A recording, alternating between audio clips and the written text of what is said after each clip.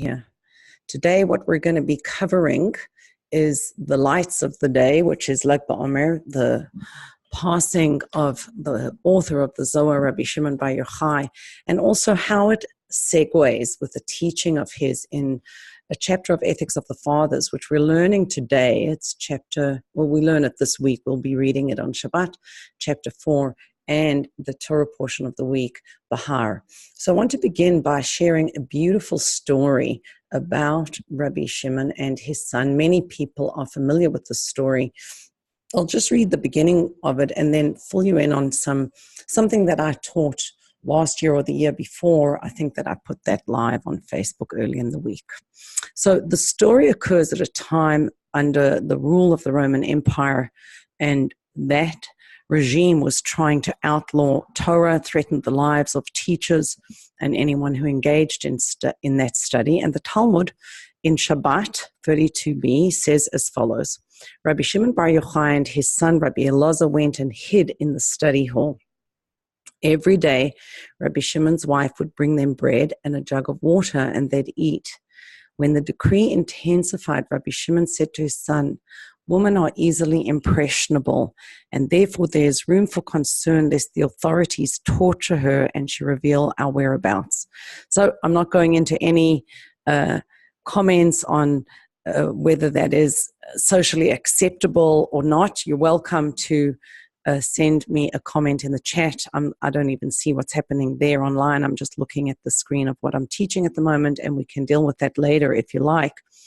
But he felt that his wife's life was in danger, her dignity was in danger, and also that he was endangered because if she were to be tortured, she might give away their whereabouts. They went and hid in a cave. A miracle occurred, and a carob tree was created for them, as well as a spring of water. They would remove their clothes and sit covered in sand up to their necks. They would study Torah in that manner all day. At the time of prayer, they would dress, cover themselves and pray, and again remove their clothes afterwards to prevent them from becoming tattered.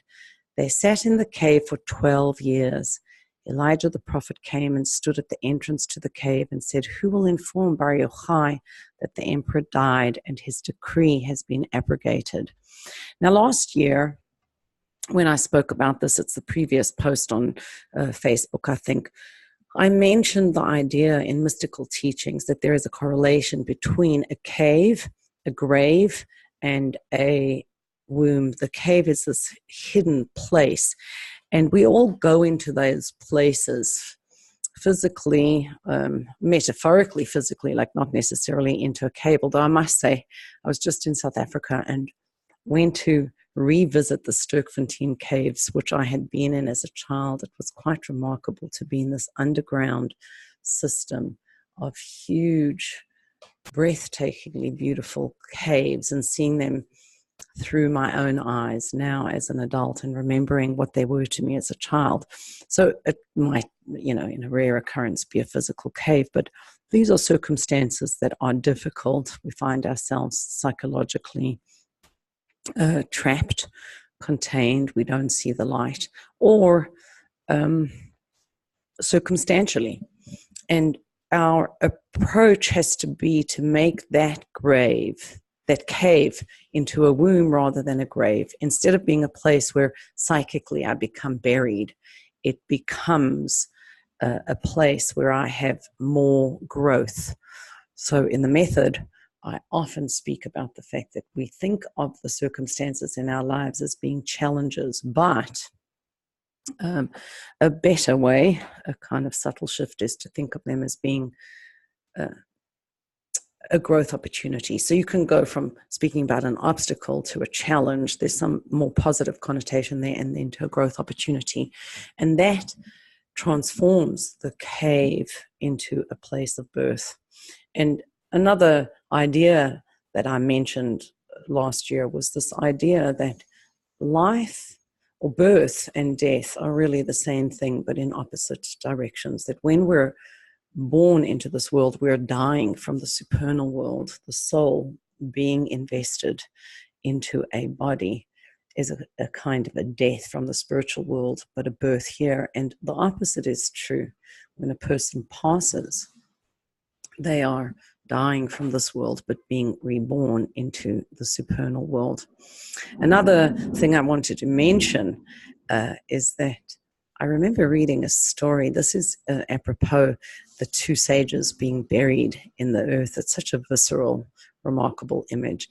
I read a story about a man who had helped a friend whose leg had gangrene. This was in Russia, I think in the 1930s. And he was threatened with amputation of the leg. They just couldn't stop the progression of this gangrene. And the friend raised an enormous sum of money, took him to a doctor either in Moscow or Leningrad. And the doctor said to him, go to the seaside and on a daily basis bury yourself in the sand. There's so many minerals in the earth. They're going to detoxify the leg. And that's exactly what happened. He went to the sea, and I think it took about 6 months, but every day he buried himself up to his waist in the sand, and the minerals in the sea sand healed him of the gangrene in his leg. Anyway, so we have this image here of two great lights, Rabbi Shimon bar Yochai. Bar is Aramaic for Ben, the son of Yochai, and his own son, Rabbi Elazar, and how they lived in this cave, God providing them with water from a spring and food, sustenance from a carob tree. And then the story goes on. This part is also pretty well known. They spent 12 years there, and then they emerged from the cave and saw people who were plowing and sowing. It means people who were involved in earning a living. So for us, it may be going to the subway, getting in a car, going to work. That's our equivalent. Few of us today are involved in actual plowing and sowing, though it might be really good for us to become more involved in that. But the idea is that we're creating the finances for our lives that we need in order to survive. And they came out after these 12 years. Rabbi Shimon bar Yochai said, these people abandon eternal Torah, eternal life, which is of Torah study, and engage in temporal life for their own sustenance. The Gemara relates that every place that Rabbi Shimon and his son Rabbi Elazar directed their eyes was immediately burned. It's like people coming from a place that is loftier than others and looking down at what they're doing, something that we see so much in society today. Of course, I'm not putting Rabbi Shimon and Rabbi Elazar on that, on a par with a lot of the elitist attitudes to people who are involved in more mundane kinds of work. But that serves as a useful analogy for their perspective. They came out, they'd been involved in total immersion of their minds in divine wisdom, separation from the world, almost like a fetus in utero, right? If we're speaking about the cave as the womb. And then they come out and they simply couldn't relate to the people. That's this idea of burning up whatever their eyes laid sight upon. A divine voice emerged and said to them, did you emerge from the cave in order to destroy my world? Return to your cave. They weren't ready yet to come out. They again went and sat there for 12 months. They said the judgment of the wicked in Gehenna lasts for 12 months, thinking surely their sin was atoned in that time. So when a soul passes through this physical world, it goes through a period called Gehenna, and that is a time of cleansing. In Tanya, the Alter Rebbe speaks about Kaf HaKela, the hollow of the sling, that there's an experience in that dimension of cleansing, which is like being thrown from one side of a sling to another, which would be having a very clear perspective on the choices that we've made and what was really available to us. I find that people laugh when they recognize a truth, and they cry when they witness the gap between where they are and what has been possible or what is possible. So there's a kind of there's a very profound suffering in that. And that's much of what this dimension called Gehenna is about, a cleansing up, a revealing to the soul and cleansing.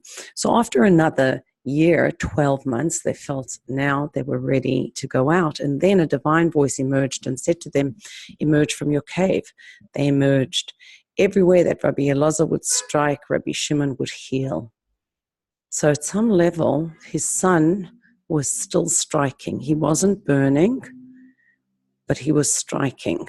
But Rabbi Shimon had reached a level of consciousness through the additional 12 months in the cave where he could heal. And he said to his son, "My son, you and I suffice for the entire world as the two of us are engaged in the proper study of Torah." He didn't mean to say by that, you and I will learn and everyone else will be exempt from involving their mind in the study of Torah and divine wisdom. There's something else that he was communicating that we'll explore as we go through these slides. So let's see what's happening, what's the inner dimension of the story, there being there for 12 years, going back for another, and a shift that happens because of that 13th year that allows him to bring healing to the world. The baseline teaching of the story is the purpose of learning is not academic, but to effect a change in the nature of reality. You can have a professor of Judaism, but that professor with all the academia is not accomplishing what the Torah is intended to accomplish. Even the learning, of course, action is about transforming the nature of physical reality. These are our deeds of kindness, the ways we reach out to others and take care of physical needs, both of ourselves. It's a kindness to our own body to look after ourselves, as we're taught about the sage who said, let us go and feed the stranger, that he relates to his body as a stranger, but there's still an act of kindness in taking care of it. It's not like I am hungry. My soul is my soul, and I'm looking after the body. So there's kindness to our own body and then to those close to us in an ever-extending circle outwards until we manage to change all of reality. That's the bottom line. That's what the purpose of all of our study of Torah is about. And that through the 13th year, Rabbi Shimon and Elazar's study became entirely about transforming the world. Of course, there was an understanding that they had to do that. But through the 13th year, there was a shift where the entirety of their Torah study was imbued with that. And as such, their learning could imbue everyone else with the proper intention with regard to Torah study, meaning that they wouldn't be, as I said before, the only two that were learning. It's not like we two will suffice with our learning, but through our learning, we will drip to the consciousness of others what the proper intention in learning Torah has to be. In this day of Rabbi Shimon, there's so many lights where we connect to the tree of life, not just to the tree of knowledge, but also to the tree of life. And of course, the two are not independent. They come one with the other. But on this day, we commit ourselves not just to learning the mysticism, and not just to learning it in an academic way, but to having all of those insights make a practical change for someone else. Now, there's a lot of significance in the fact that there were 12 years and 13 years. They represent, respectively, the natural world and the supernatural or the supranatural world. 12 indicates the natural world. So you have the 12 months of the year, and then with that, the 12 astrological or zodiacal signs. And people may think of those signs as being abstract. Well, there's physical bodies of stars that have an impact on us. During Purim, I think I spoke about living beyond the zodiac and how to understand the influence of the zodiac on our lives. But nonetheless, they are still physical. It's part of the physical reality. And even at a more subtle level, the diagonals on the tree of life. At the moment, we're in the months, it is months, 7 weeks, going to be almost 2 months between Passover and Shavuot, the exodus from Egypt and the giving of the Torah. And each week we count Sphira, we count 49 days, and they are divided up into 7, which correspond to the 7 weeks and 7 emotional attributes. But when you look at the tree of life, there are lines, diagonals, they're called gvulei alachsoin, that connect one attribute from another. And it's not only diagrammatically on the tree, that tree is a map of who we are.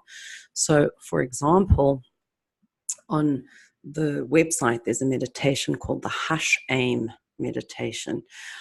Aim is a Hebrew word for mother, and that is the root of the meditation, Aum. Actually, we don't say that word in our meditation, but the root of it is from Aim. And I explain in that meditation, you get a tree of life with it. If you're interested, you can go check it out. Each of the diagonals that is on the tree of life, there's actually 22 in total, but 12 that govern the emotional attributes. Each of them is defined by one of the letters of the alphabet. So, for example, the gvul alachson, the diagonal that connects keser, the superconscious, with chokhmah, wisdom, conceiving of an idea, is the letter hey. It's simple breath. And then the letter that connects the right and left side of the brain is the letter shin. Shh. And that's why people say shh, shh, shh across cultures, because that sign is helping them to create a balance between the left and right brain. So I'm not going into that now. That's not our topic. You can look that up on the site. My point is that governing the 7 emotional attributes, there are these 12 lines, and those 12 lines are connected to the idea of a cube. In nature, in the natural world, every physical thing has 6 sides. No matter how small, it'll have the front and the back, the left and the right, the top and the bottom, which makes a cube. So 6 symbolizes humanism. In the relationship module in the method, I speak about the relationship cube that references this, which is the humanistic cube of relationships has 6 sides, 6 kinds of relationships, although there are 2 that are not included in the cube. But we're looking at that cube as an embodiment of physical reality. And when you look at the interface between the planes on a cube, there's 12 lines. There's 4 at the top, 4 at the bottom, and then the 4 vertical ones. Those correspond to the 12 diagonals that are on the tree of life. So whether we're looking at the months, the astrological signs, the cube, the 12 diagonals, etc., 12 is a reference to the natural world. And then we have 13, which references the supernatural. And the first one that comes to mind is the 13 attributes of mercy. Mercy is something beyond nature. It's like in nature, you deserve punishment, but now I am going to engage with you from a place that is transcendent and beyond that. These 13 divine attributes of mercy. We also have the number 13 when it comes to the ingredients of the incense. The Zohar tells us that, authored by Rabbi Shimon Bar Yochai, the mouth is the gateway to the heart. So the mouth has 32 teeth, and in Hebrew, the number 32 is indicated through the letters Lamed and Bet, 30 and 2, which spells Lev, heart. The mouth is the gateway to the heart, and the nostrils to the brain.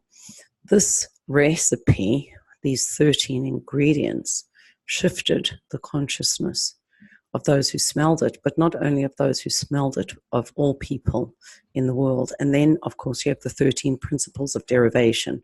So when the Torah was given, it was given along with 13 principles, similar to the American Constitution and its principles of derivation, the principles of logic. I think there's 6 or 7 that have to do with the Constitution. And any law that would be decided in a court in America has to be in accordance with the Constitution, the principles, and precedent. And the same applies with our Constitution, so to speak, the Torah, the 13 principles, and precedent. Even if 2 people give contradictory rulings, as long as those rulings don't contradict any of the 3, the Torah, the principles, or precedent, then that would be a valid legal ruling, just as it is in America. And although those principles are defining much of all logic that has to do with action in this world, the principles themselves are divine in origin. So there you have it, that the number 12 indicates the natural world, and 13, the supernatural world. What does that have to do with the story of Rabbi Shimon having been in the cave with his son for 12 years, going out and then coming back for a 13th year? They're two different ways of living. So from the perspective of 12, because you're bound by the limitations of nature, life is constrained by inevitable contradictions. It's not possible to live in a 12-lined, dimensioned, defined reality and not feel like you're trying to juggle opposites. So yearning and returning remain opposites. Yearning is a mystical term. We speak about ratzoi, yearning, and shuv, returning. The word ratzoi is connected to the word ratzon, will, and ratz, to run, that we move because we have a will, and that will is connected to what we desire, what we're yearning for. So it's like this upward motion out of ourselves, and then we come back to some kind of homeostasis, bringing those insights back. But when you live in a 12-lined reality in the dimension of 12, those two things can't easily be reconciled. In fact, they can't be reconciled. Similarly, temporary and eternal life remain opposites. So either you're working and earning a living, cooking, eating, etc., or you're separating yourself from the world and striving for something higher, loftier, and more sublime. But when you come from the perspective of 13 and you're freed from the limitations of nature, then opposites coexist. Then you can run and return simultaneously. Even the yearning, the ratzoi, is a kind of a returning, and the work of earning a living is to support the eternal life, and at the same time the eternal life, the study, the sublime wisdom that we're engaged in learning, supports the way we live in the physical world. They confuse. There's a lot of talk about safe spaces today, and I really feel God is our safe space. In fact, our only safe space. If you fear God, have reverence for God, then you can be freed of all other phobias and neuroses. If you reject that reverence, then you will fear many other things. If you're beholden to God, you don't have to be beholden to others or entities, whether it's someone you work for, whether it's another individual, whether it's government bodies. But if you reject surrender to God, then you will surrender to others. It's like if you don't believe in God, it's not that you believe in nothing, you believe in anything. Once we allow God to be our safe space, he becomes our container. In fact, that's one of the names of God, Hamakom. Once that happens, then the opposites and the contradictions in our life become resolved. And because he had the 13th year and reached that level of consciousness, Rashbi could heal a world that is ill. Illness is always connected to duality. Now, I don't mean to say the opposite of that is uniformity. A lot of us are speaking about creating unity when really we're insisting on uniformity. I'm different from you, and don't tell me how to be, as long as the way I'm being is pleasing to God. It may not be pleasing to you, but I don't have to get dressed in a uniform and become uniform with your vision of what's okay. That's much of what the counting of the Omer is about. In mental health, the more we can sustain opposites, I am angry at you and I love you. I love you and I know that you have flaws. The more we can do that intellectually and emotionally, the healthier we are. And you can find out more about that in the healthy attributes of the method. I think I gave the URL, but you can just go to shimona.org/curriculum or go to the shop and you'll see it. The healthy attributes course discusses this at great length and goes into a kind of Myers-Briggs analysis of what a healthy soul is. one of the core features has to do with balance. So you're able to sustain opposites. And in that 13th year, Rabbi Shimon moved from the perspective of 12 to the perspective of 13, and that's what allowed him to be able to heal the world. And as a result of what he gained in that year, the Zohar tells us that on the day of his passing, which is today, he disclosed to his students holy words that had previously never been revealed. He had accessed them within himself. There was the yearning, but there was also this returning of being able to impart to others what he deeply knew, to imbue them with this consciousness that learning cannot be academic. Now, this is connected with one of his teachings, which is from chapter 4 of Ethics of Our Fathers. We'll be reading it this Shabbat. And interestingly, it is the 13th Mishnah in that chapter. Now, that particular Mishnah has two sayings, two teachings, one from Rabbi Yehuda and another from Rabbi Shimon. I think the first part of that Mishnah is very connected to what we're speaking about here. Rabbi Yehuda says, be careful with your studies, for an error of learning is tantamount to a willful transgression. I haven't done research on it, but it just seems to me, reading that in light of the teaching that we're exploring, that when they went out in the 11th year, there was an error of learning. And that could be tantamount to a willful transgression. Make sure that our learning is aligned with God's plan. What does he want? Now, I don't have to become the cleverest person. He doesn't want that. He doesn't want my academic prowess. He wants my heart, my mind and my heart, but my mind must be serving something else. I can't have an error in my learning. And along those lines, the same Mishnah includes, there are 3 crowns: the crown of Torah, the crown of priesthood, and the crown of sovereignty, but the crown of a good name surmounts them all. Now, I've personally experienced the loss of a crown of a good name. It's pretty heavy. You can have learning, you can have experience, you can be doing things in the world, but when one's reputation takes a hit, you don't really have access to put out what you are able to put out. And that could be, a person can lose the crown of a good name or their reputation because they've actually done something wrong.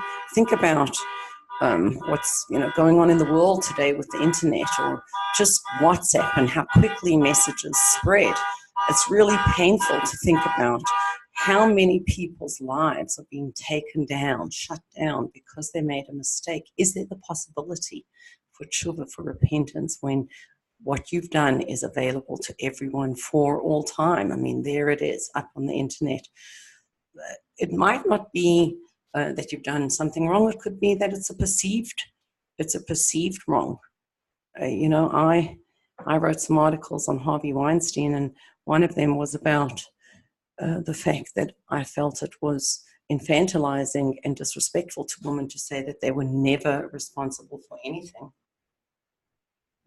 There certainly are times, the majority of the time, that women would be assaulted and are blameless, but there are times when a woman is engaged in an interaction because there's a transactional value. It's on the blog. You can have a look. There are 3 articles there. And, what I was saying is it's very different. I was attacked in my parents' garden. A man beat me up a couple of years ago in the garden. My thumb was pulled up. I was pulled out. I was black and blue. To me, that was a very different experience. Thank God I fought him off it, and I learned all about EMDR as a result of the therapy that I got to heal from that. It took time to get over, and I felt that God had given me the experience because it would enable me to learn and grow, help others as well. But I stated in the article, I think that there is a difference between that and going up to the hotel room of a man whom everyone knew was a sexual abuser, in the hope of getting a leg up in my career. I mean, I just would never do that. And I think that Maya Bialik had said something to that effect, and she was harassed online, loss of the crown of a good name, and then quickly backtracked and apologized to everyone. Like, what are you doing, apologizing to the whole world? I happen to think that the original statement was accurate. And I said that in this article later to find out that someone had called a rabbi to complain about me. How could it be that Shimona is victim blaming? And that kind of thing can spread really quickly. The crown of a good name. Be careful of intellectual fascism, because maybe you've done something wrong and maybe you haven't, but the name, the reputation can be knocked down pretty quickly. And then there could be something that is even worse, which is slander. So one is you've done something wrong and people are speaking about it. The other is you didn't, or some people think that you did, but in the eyes of God, you haven't, and that knocks down the crown. And the other is someone slandering you, which would be just terrible. So there's this practical aspect to this idea of the crown of a good name, but the deeper idea over here is this. Look, the Mishnah, Rabbi Shimon says there's 3 crowns. He doesn't tell us that there's 4 crowns. So what does this mean? There really are 3 crowns, but there is an aspect of the way we approach those crowns that is going to allow for them to be what they really are, and that's this crown of the good name, which is the deep teaching here is, remember that our study of the Torah, our learning, our investment in connecting with God's mind, with holy wisdom, has to be for the sake of others. That's the crown of the good name. And it is connected to a teaching in the Talmud, Brachos 5b.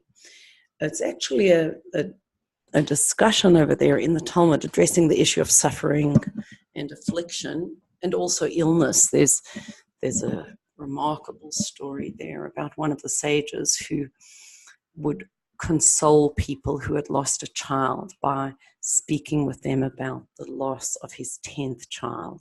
I think the child died in very tragic circumstances, fell into a pot of boiling water, and he would go and console people because he had been through so much suffering. And then there is a story about one of the sages who was ill, and another one came in, and they had a conversation about his illness, and then the visitor held his hand, he stood up, and he became healed. And the Talmud asked the question, look, if he could manage that simply by taking hold of the hand of his visitor, why couldn't he do it for himself? And the answer given in the Talmud is a prisoner cannot generally free himself from prison. It depends on others to release him from his shackles. Of course, this is practical. Anyone that's breaking out of a prison is going to need someone on the outside, whether the outside is just outside of his cell, one of the prison guards, or someone outside of the prison itself. There's going to be someone out there who is helping us. But this teaching in the Talmud reminds me of a saying of the Baal Shem Tov, which is, our eyes look out, they don't look in. Meaning, I can see where you're at. I can't see where I am. Even physically in our eyes, we have a blind spot. If you press on the inner lid of your eye, you'll see a small black circle moving forward. That's where, just above where the optic nerve hits the retina at the back, and there are no rods and cones there, and so we are blind in that place. I call it the ayin sheba ayin. The first is spelled with the letter aleph, and the second with the letter ayin. Ayin means eye, and it's also the name of a letter that looks like an eye. The place of nothingness in the eye. And that's what helps us to see. As the Talmud says, a person sees from the black of the eye. It's that place that is allowing us to see. We wish it weren't the case, but it is. The idea here is that we can see outwards. We can't see ourselves. We all have our own blind spot. And as such, we're prisoners to our own blind spot, to our own blindness, and we can't free ourselves from our own limitations. We need some entity that's beyond ourselves to be able to expand us beyond where we are currently standing. And what the Mishnah of Rabbi Shimon is teaching us is that proper Torah study, the one that comes with the crown of the good name, focuses on what we can do for someone else, and thereby proactively transforms our actions. There's that very famous story about Rabbi Shimon of Liadi, who was learning in his home, and I think that his son, the second Lubavitcher Rebbe, lived in the same home, and his wife had given birth to a baby. The baby was crying, but the Mitzvah Rebbe, the second Rebbe, was so involved in his learning, he didn't hear the cry of the baby. And the Alter Rebbe came down and he said, this learning is limited, because if your learning prevents you from hearing the cry of someone else, not just the cry of a colleague, someone who's like you, but the cry of someone that you might dismiss, neglect, because, well, they don't have your intellectual capacity, or they don't have your wealth, or they don't have your accomplishments, etc. If your learning prevents you from hearing the need of another, then that is not proper Torah study. Proper Torah study must come with the crown of the good name, and then it will shift proactively, not retroactively, we can shift things retroactively, but that's more through tshuva, through repentance, returning to our true self. But proactively looking to the future, we can transform our actions through this crown of the good name, which is what Rabbi Shimon, the holy tzaddik of today, embodies. Now, there is a parallel theme of this in this week's Torah portion, which is Bahar. Bahar means on the mountain, and specifically Bahar Sinai, on the mountain of Sinai.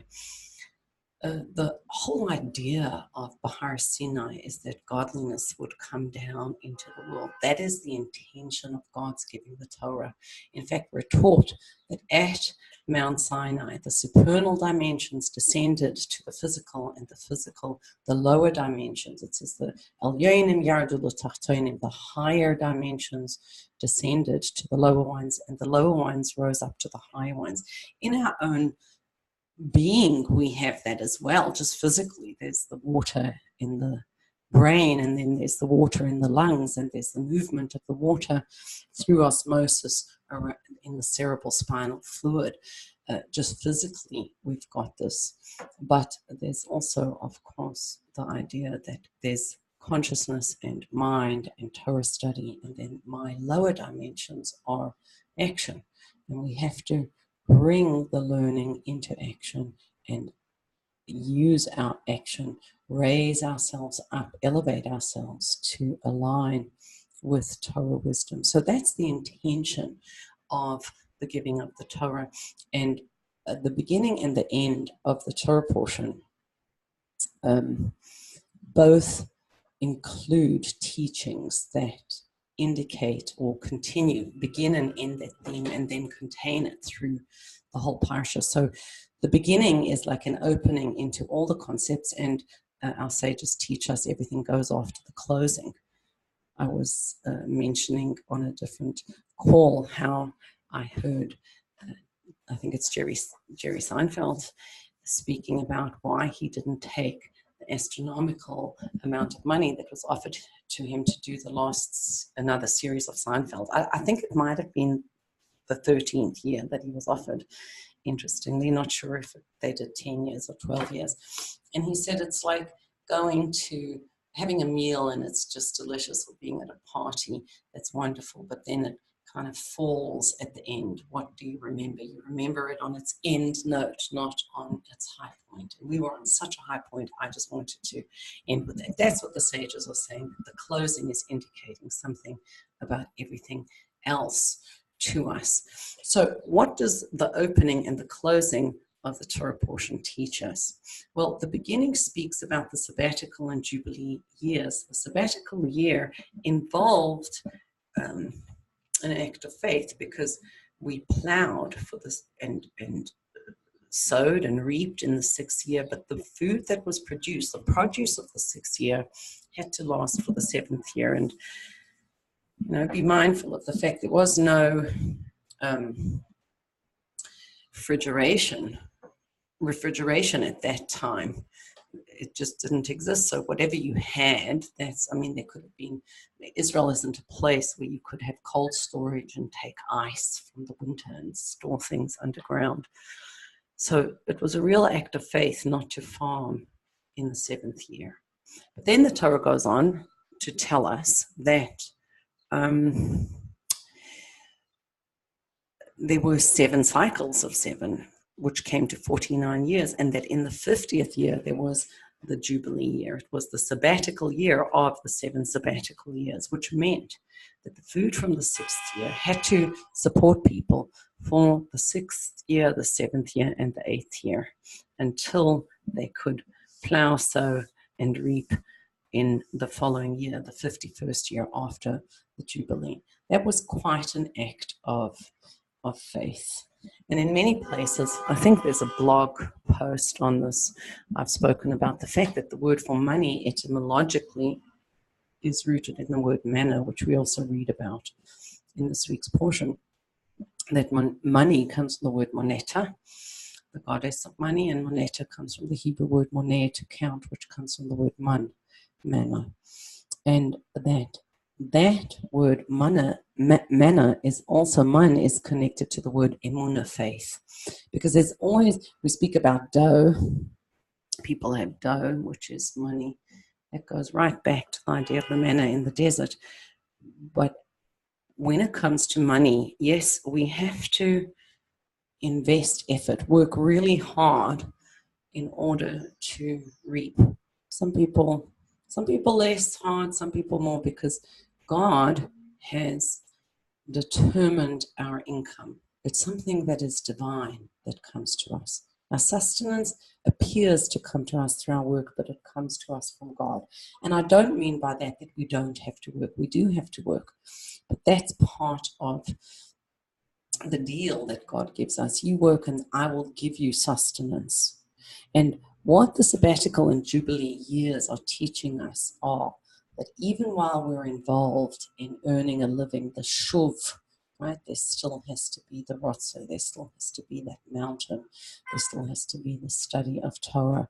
We have to surrender to a higher power, which is to God.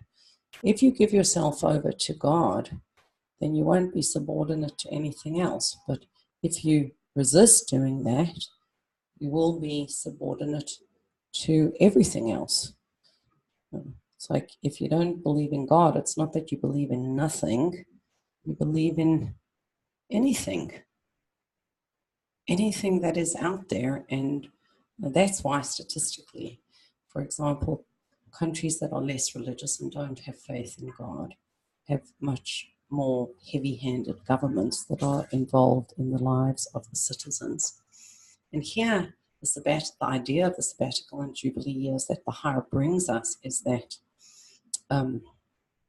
we have to work on both plowing and sowing, which is earning a living, and being involved in the loftier dimension of learning Torah.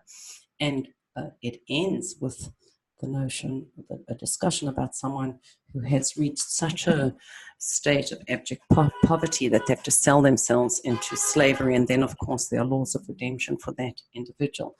We don't have slavery today, but in many ways, people enslave themselves to ideas, ideologies, a boss, a company, giving themselves away in order to be bringing in what they want. And there, at the end of the Torah, we are given a prohibition against idolatry, which the Rebbe says is teaching us that even a person who has had to sell themselves into slavery, who is in the lowest place, has an obligation to, they retain the ability, and because of the ability, the obligation to live in accordance with truth, to be studying Torah and lifting themselves out of their own limitations, because we may be born into a world of limitation, but who we are is infinite and unbounded.